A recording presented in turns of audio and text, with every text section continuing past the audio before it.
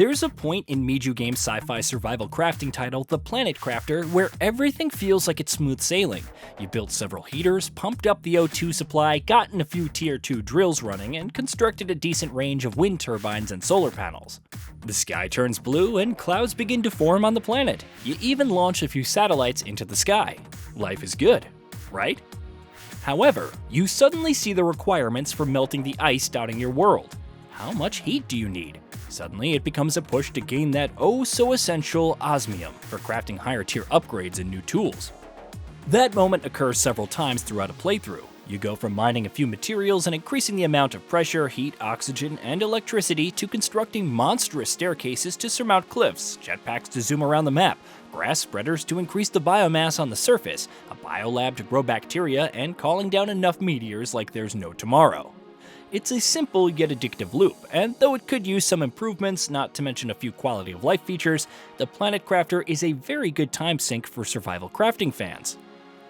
The story, such as it is, sees the player venturing to an uninhabited, unnamed planet out in the universe. As a convict seeking pardons, your job is simple: terraform the planet and make it habitable for human life. It's far easier said than done, especially when barren cliffs, immense ice blocks, vision-obscuring dust storms, and extensive deserts block your progression. From the outset, it's all you can do to survive, craft equipment to build a habitation module before expanding into a base, tracking the progress of terraforming and keeping the lights on. Even your inventory space is limited, and satiating your appetite can mean venturing into the unknown to scavenge for food with limited oxygen.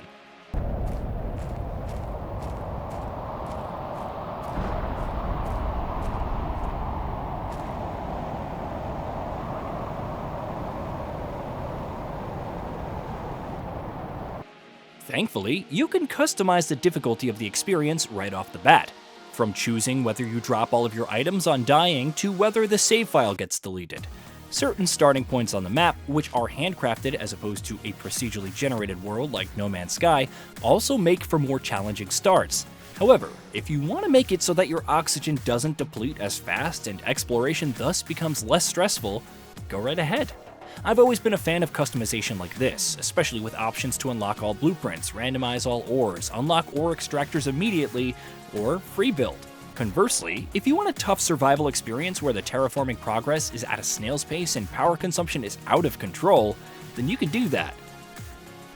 The immediate goal of the game is to increase the terraforming index enough to bring about rain, greenery, and whatnot to turn the planet into a paradise of sorts.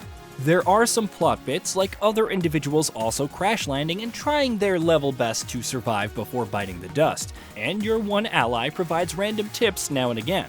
While these are fine, the overarching story is minimalistic, with your character having a minor presence.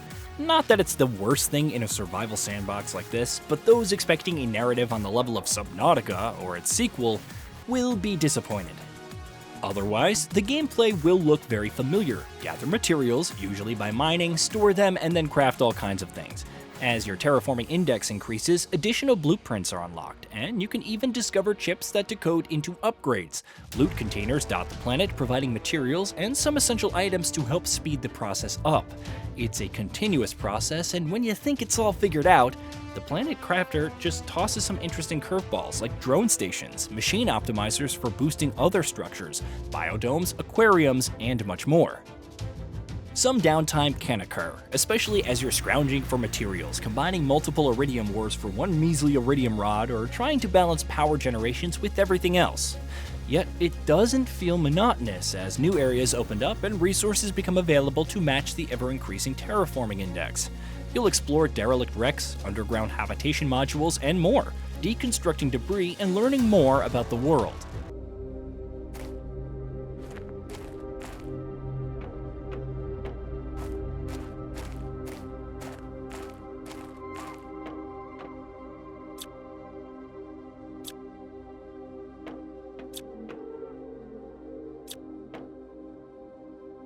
Some quality of life features feel like they could be implemented though. Fast travel doesn't exist from the outset, you need to construct teleporters for that. In the meantime, it's a constant shuffle between ore extractors for precious materials. The jetpack and increased movement certainly help, and it's possible to create multiple bases without any consequence. The ability to construct power sources, drills, biomass generators, and whatnot wherever you want, and having them affect the planet overall is also great. You can carefully plan out fields of wind turbines or carry materials to craft a habitation module for quickly resupplying on oxygen whenever necessary. Sadly, crafting doesn't automatically pull from your storage. Even if you have the materials for something, it can't be crafted if they're not on your person. It's a shame because it's so convenient to dump everything into your lockers and craft them without having to worry about sorting through everything to find that one missing material. On the bright side, creating storage containers and labeling them is very easy, and given the sheer amount of freedom in other areas, it's not the end of the world. However, I would have also liked being able to stack materials in storage, if not in my inventory. It would also be nice if the remains of destroyed meteors didn't clip into my bases.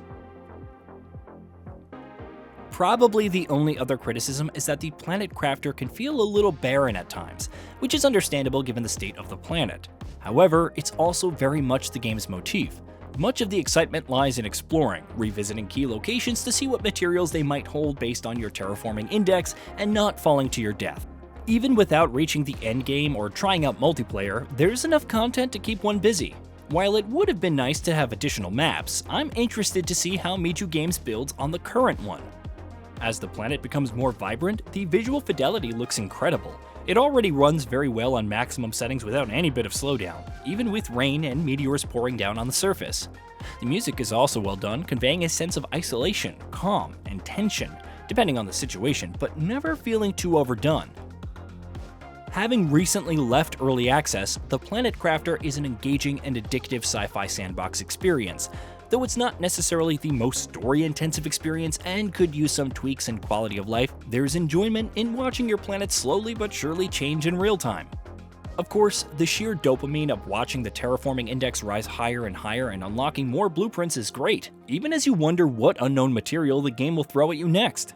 Whether you're in it to build extensively and see how deep the research trees go, explore and uncover mysteries, or chill out in space settings, the Planet Crafter is worth checking out. Its open world may not be the most bustling when you start it, but it quickly becomes one of the more endearing. Hey, did you know that we at GamingBolt upload new videos every day? Stick around, drop a like, subscribe, and hit that bell, and let us know what kind of content you'd like to see in the future with a comment below.